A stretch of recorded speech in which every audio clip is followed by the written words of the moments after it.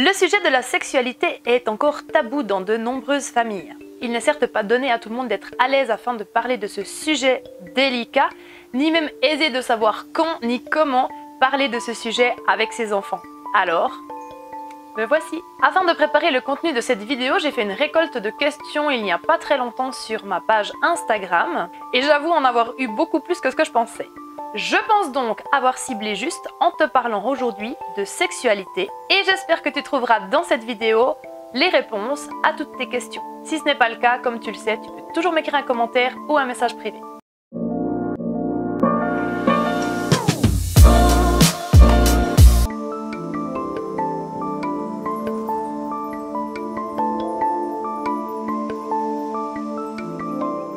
Salut à toi être fascinant qu'est l'adolescent et bienvenue dans cette nouvelle vidéo.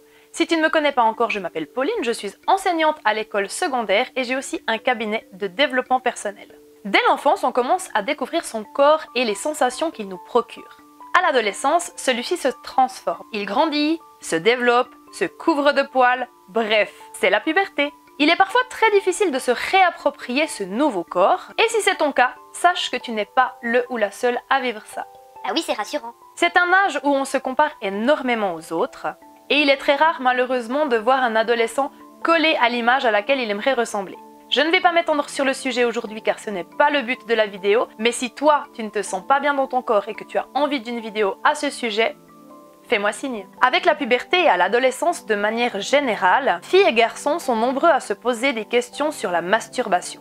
Est-ce que c'est normal? Dangereux pour la santé si on le fait trop souvent? Est-ce que tout le monde le fait? Alors laisse-moi t'expliquer quelques petites choses à ce sujet afin que tu puisses te rassurer et mieux comprendre ton corps et tes désirs. Le terme masturbation vient du mot main. C'est une pratique naturelle, intime et normale qui permet de découvrir son corps et de se donner du plaisir en solitaire. Il faut que tu saches que tes pensées érotiques, tes fantasmes, participent également à cette quête de plaisir. La masturbation te permet donc de découvrir tes zones érogènes, d'expérimenter la montée de l'excitation sexuelle, puis finalement, l'orgasme. Elle permet de t'apprivoiser, de comprendre ce que tu aimes, ce que tu n'aimes pas, et finalement de te préparer à une sexualité partagée. En effet, en connaissant ce qui te procure du plaisir, tu pourras mieux guider ton ou ta partenaire lorsque vous ferez l'amour. Sache d'ailleurs que la masturbation peut aussi se pratiquer à deux. C'est ce que l'on appelle la masturbation mutuelle et cela peut être un excellent préliminaire. J'aimerais ajouter que si la masturbation donne du plaisir, elle permet aussi de voir si la mécanique fonctionne. Que tu sois une fille ou un garçon, il est tout à fait normal de te demander si tout fonctionne bien. La puberté dépend de chacun et tout le monde ne va pas au même rythme et ne ressent pas les mêmes choses au même moment. Et donc tu l'auras compris que la masturbation est tout d'abord personnelle. Il n'y a pas de faux, il n'y a pas de marche à suivre. En fait, le mieux à faire, c'est d'explorer et de t'autoriser à ressentir les choses sans honte ni culpabilité. Et enfin, je voudrais te rassurer sur certaines vieilles croyances. La masturbation ne modifie ni la taille ni la forme de ton sexe. Elle ne rend pas éjaculateur précoce ni même frigide. Et au contraire, elle peut t'aider à mieux maîtriser ton excitation sexuelle. Mais alors comment savoir si tu es prêt à passer à l'acte ? Pendant longtemps, on a répété aux jeunes filles qu'il fallait qu'elles soient sûres et qu'elles attendent d'être dans une relation sérieuse pour expérimenter leur première relation sexuelle. Quant aux garçons, ils se voyaient presque glorifiés d'être passés à l'acte rapidement et sans sentiment. Alors au risque de m'attirer les foudres, je pense que cette vision des choses est totalement désuète. Alors oui, si tu es une adolescente, tu as le droit d'avoir du désir et tu as le droit d'avoir tes premières relations sexuelles sans forcément avoir rencontré le grand amour. En réalité, tout est une question de respect de soi et de respect de l'autre. Maintenant que cela est dit, je pense qu'avant de passer à l'acte, il faut avant tout s'imaginer en train de vivre cette première expérience. Et simplement se demander, est-ce que c'est ok ou non? Et je pense qu'il faut impérativement se dire oui à soi avant de dire oui à l'autre. Et si on ne se sent pas prêt, on ne se force pas, on le dit. J'ai entendu l'autre jour quelque chose à ce sujet qui m'a semblé très juste et que je voudrais te partager. La première fois, il y a un temps pour y penser, un temps pour fantasmer et un temps pour passer à l'acte. Bien que tu atteignes la majorité sexuelle à l'âge de 16 ans en Suisse, je ne pense pas qu'il y ait vraiment un âge idéal pour cette première fois. Il n'y a vraiment aucune obligation et la seule chose sur laquelle tu dois te focaliser, c'est sur ton propre consentement. Pas Bah non, on a compris, c'est pas parce que tu as 16 ans que tu es obligé de t'envoyer en l'air. Faut être prêt. Et comme je te l'ai dit tout à l'heure, la masturbation va t'aider à te préparer, à te projeter. Mais ensuite, à l'instant T, il est aussi nécessaire de lâcher prise, de ne pas avoir tout planifié dans les moindres détails et de laisser les choses se faire sans pression. Et il me semble primordial de te dire qu'en réalité, une relation sexuelle n'est pas forcément synonyme de pénétration. Et donc cette étape, elle n'est absolument pas obligatoire lors d'une première relation sexuelle. Alors pour cette première fois, garde en tête que l'idée n'est pas la performance, mais vraiment bien la découverte du désir mutuel. Et puis je ne pouvais pas te faire une vidéo sur la sexualité sans te parler de pornographie. Alors pour les parents qui regardent cette vidéo, Oui, je t'assure, il y en a vraiment de plus en plus. je sais que ce sujet peut paraître choquant sur une chaîne destinée aux adolescents. Néanmoins, ne nous voilons pas la face, que vous le vouliez ou non, vos enfants sont confrontés à la pornographie, et ce, bien plus tôt que vous ne le pensez. Ainsi, au lieu de faire comme si ça n'existait pas, j'ai pensé utile d'en parler ici afin de briser un tabou et d'en faire la prévention. Quant à toi adolescent, je n'ai pas le pouvoir de t'en préserver, mais j'ai le pouvoir de te l'expliquer afin que tu ne prennes pas le porno comme référence pour tes propres premières expériences sexuelles. Alors, afin de t'ouvrir les yeux sur ce monde virtuel qu'est le porno, laisse-moi t'expliquer quelques petites choses dont tu n'as probablement pas conscience. Premièrement, le porno, c'est un film. Cela veut dire qu'il y a un scénario, des acteurs et que tout est codifié et écrit pour stimuler le fantasme. Les gens que tu vois sont des professionnels dont c'est le métier et ils ont été choisis pour leur physique sur casting. Et comme c'est du spectacle, les metteurs en scène jouent sur les clichés. Toutes les vidéos sont d'ailleurs classées dans des catégories en fonction du scénario choisi. Tu as donc compris que, comme lorsque tu regardes un film d'action avec des courses-poursuites et des cascades, il est totalement stupide de penser que le sexe vu dans ce genre de film est comparable à la réalité.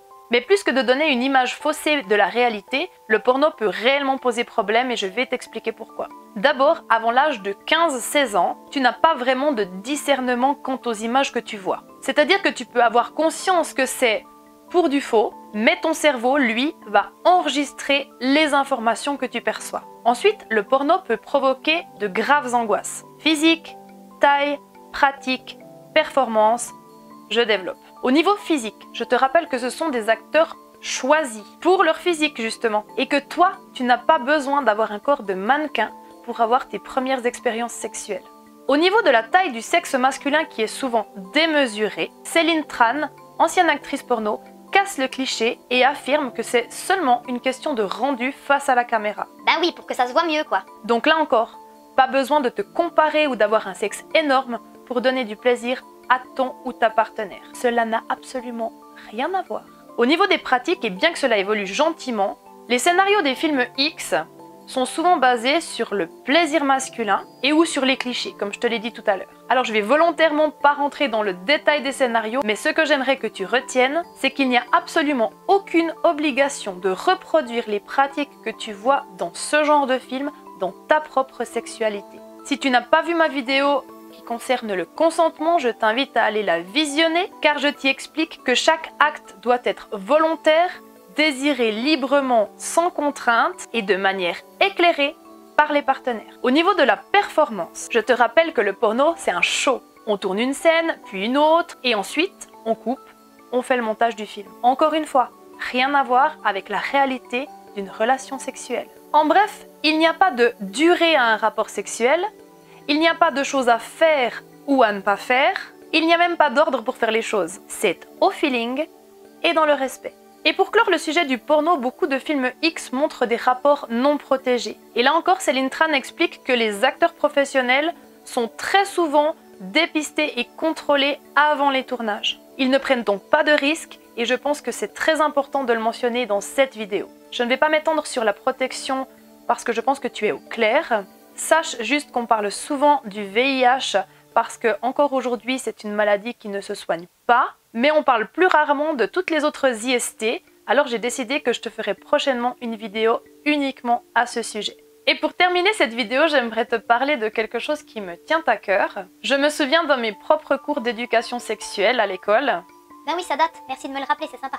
En fait, Tout était basé sur les risques liés aux relations sexuelles. Et il n'y avait absolument rien dans ces cours sur la découverte du plaisir. Alors avec du recul, je me dis qu'on nous mettait une sacrée pression parce qu'on focalisait vraiment sur le fait que les relations sexuelles, elles étaient dangereuses et qu'il fallait faire très attention. On nous faisait dérouler un préservatif sur une banane, on disait aux filles comment se protéger des grossesses. Et non seulement tout ça nous laissait à penser que finalement la pénétration faisait partie intégrante de la relation sexuelle, mais en plus il n'y avait aucun mot ni sur le plaisir féminin, la découverte mutuelle des corps, des zones érogènes, du consentement, etc. Ainsi, j'espère fortement que ce genre de leçons se sont mises à la page, que ce soit pour inclure les mœurs et les pratiques de la communauté LGBT, mais aussi pour dédramatiser un acte tout à fait beau et naturel, en axant aussi la prévention sur le respect et le plaisir des partenaires. Comme d'habitude et comme je te l'ai déjà dit tout à l'heure, si tu as des questions auxquelles je n'ai pas répondu, eh bien écris-moi un message privé ou un commentaire. Quant à nous, on se retrouve très bientôt pour un nouveau sujet. Et moi, je te souhaite, comme d'habitude, un très beau week-end. Bye bye.